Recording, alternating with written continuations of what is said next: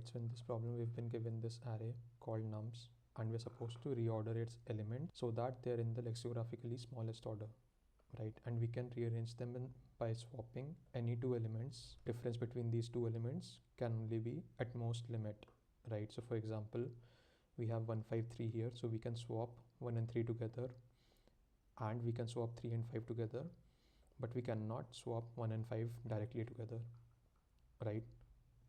So by doing such swaps between pair of elements, we want to reach to a lexicographically smallest array possible. First, we'll be coding on this document, and then I will paste this code into LeetCode editor, and we can see if it works good or not, right? So we've been given this array. Consider these 1, 5, 3, right? So what we can do is we can swap 3 and 1 together, so it becomes 3, 5, 1. Similarly, we can swap 5 and 3 together, right? So it becomes 5, 3, 1. Although 1 and 5 are not swappable together, 1, since it can influence 3, so we can swap 1 and 3, and then 3 and 5, because 3 can influence 5, so we can swap 3 and 5 together, right? So what that essentially means is that, let's say if our original input was, let's say 5, 3 and 1, right? We could swap 5 and 3 together to get 3, 5, 1. Then we could swap 1 and 3 together to get 1, 3, 5. And then let's say we could also once again swap 3 and 5 together to achieve 1, 3, 5. Because of like 1 influencing 3 and then 3 influencing 5, so 1 can influence 5 indirectly, right? So this is basically the hidden trick behind this question, that we need to divide these input elements into groups, right? And for each element in the array, we need to swap it with the minimum possible value from its own group, right? Because we know if they were, let's say, in the same group, so we could have achieved that ordering by the power of this example that I showed you earlier, right? What we'll do is we'll start by creating all the groups first, right? And for each group, we also need to keep track of all the elements in that group in a sorted order, right? So as we can simply sort the whole input array, right? And here we can see that 1 influences 3, so they will be in the same group. Similarly, 3 and 5, they influence each other because pairwise differences in the values. Here is 2. This is between 3 and 5 is 2, but between 5 and 8 it is 3, right? So these cannot be in the same group, so this becomes a separate group, right? And similarly, even in this example, if we sort these elements, limit is 3 here this time, so 1 directly influences 1, they'll be in the same group. 1 influences 2, since the difference between them is lesser than the limit, but now the difference is 4 and limit is 3, right? So these cannot be in the same group, so we break the group and we start another group. Both of these will be in the same group. However, the difference between 7 and 18 is larger than 3, so we break the group here, and 18 is in its own group by itself. We'll simply start by sorting the input array, right? Now what we'll need is we'll need a pointer for each of the group of where it starts. For example, the group number 1 starts at index 0, then group number 2 starts at index 3, and then finally group number 3 starts at index 5, right? These are the indexes here. These are the elements, and these are the sorted elements, and these are finally the group indexes.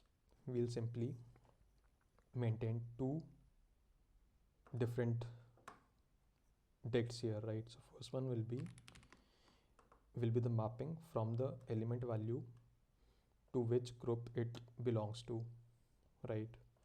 So if I look at the groups, this is the group number. Let's say we call it group number 0.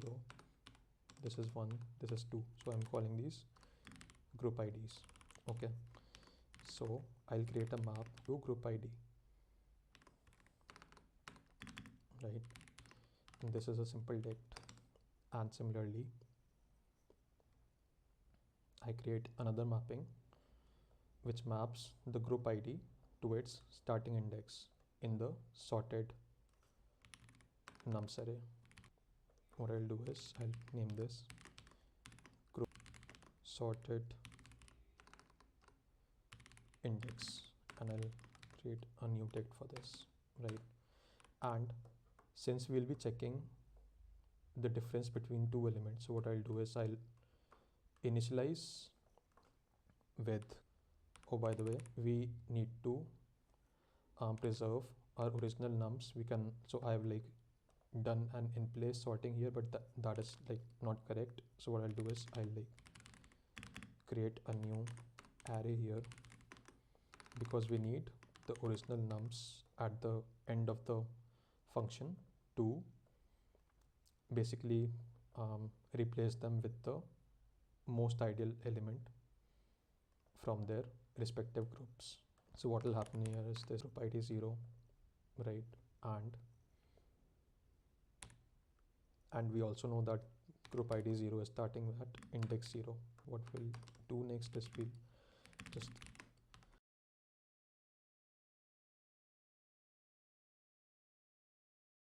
so now we need to check that if the last element,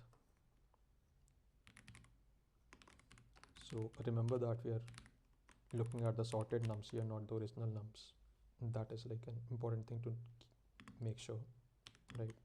And since it is sorted, so the previous value will always be smaller, so we don't need to take an absolute between the two values, right? So now the difference between both of these values is exceeding the limit, so we need to create a new group. And now that I like think about it, this does not actually need to be a dictionary, right? So group ID will always be like the index of the element in this array. So we'll basically be creating a new group here, append the index to group ID nums is equal to the group ID, and we know that the group ID is the length of this minus 1, right? So for example, initially if there is only one element, right, let's say 1, we assigned group ID 0 to it, and we recorded that the value 1 has a group of 0, right? This dictionary and the list of groups is populated, right? So now the interesting part is that we can simply iterate over the whole nums array. Okay, so now note that we are iterating over the nums and not nums sorted. Nums I, for this value, first I find out its group ID, right? And what I'll do is I'll simply go to its index through this map. So for the value in nums I, we reach its group ID, and using its group ID, we look at the smallest value present in that group, right, through this num sorted. And for this group, we'll just increment its index if we have used 1, right? So for the next occurrence of this group in this nums array, we will want to look at the next occurrence, right? So when I actually do a try run of this algorithm, I hope you understand what is happening here, right? And finally after this, we can just return nums. I think this looks good. So what I'll do is I'll just like paste this here.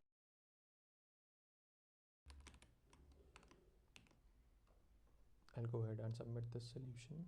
A few moments later.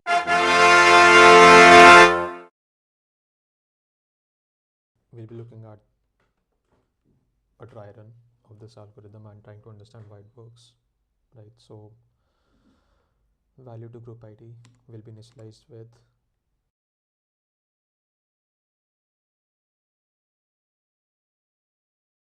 group id to sorted index is 0, right? And I, we are iterating starting 1 until n minus 1, right? So we have already recorded, before going into the loop, we have already recorded that this value, that is 1, belongs to group 0, right? And group 0 starts at index 0, right? So this will always hold true. The first iteration, now 1 minus the previous value, I minus 1, that is smaller than or equal to the limit, which is 3. So we move to the next statement and we simply record 1 value to group id, right? So value 1 to group id is still, the length is 1, so 1 minus 1 still goes to 0, right? Then we move to 2. Once again, 2 minus 1 is less than or equal to the limit, so we do not add a new group and we record the group id for this value, and we move on to the next iteration, right? Now 6 minus 2 is greater than or equal to 3, right? So what we'll do is we'll append 1 here, append index of 6 here, which is 3, and similarly we'll record that the value 6 belongs to group id 1, because now the length is 2 and minus 1 will be group id 1. Similarly, next we do not add a new group and we just record that value 7 belongs to group number 1. Then similarly we move forward. 18 minus 7 is larger than 3, so we append a new group here for index 5 and we record that value 18 belongs to group id 2. Okay, now since we have created both of these, dictionary and array, right, we'll move on to the next loop because we have reached the n minus 1th element here in this first loop, right? So for once again we start with I is equal to 0. So this time we start with I is equal to 0 and not I is equal to 1, right? Because we already have these data structures with us now. So for this we record the group id. So for this value we have group id. For value 1 we have group id 0, right? So now the value at nums will be the value in the sorted array, the 0th value in the sorted array, right, which will be 1.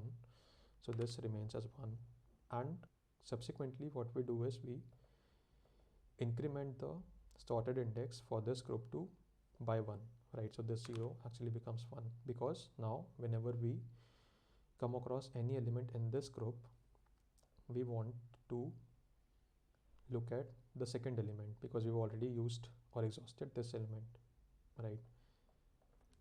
I think this will make things more clearer.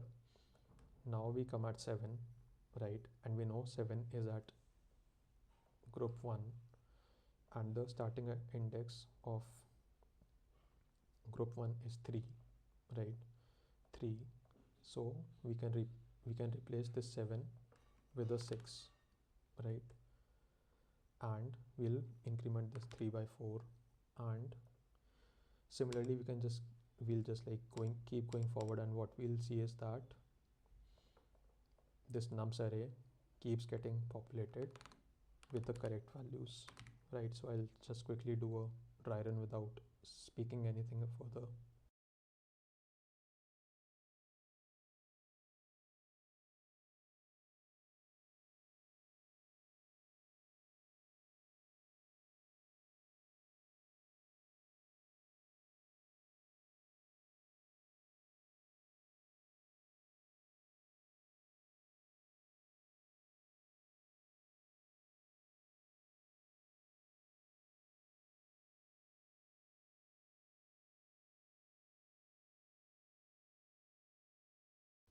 So yeah, I mean, this was one of the optimal ways of approaching this problem.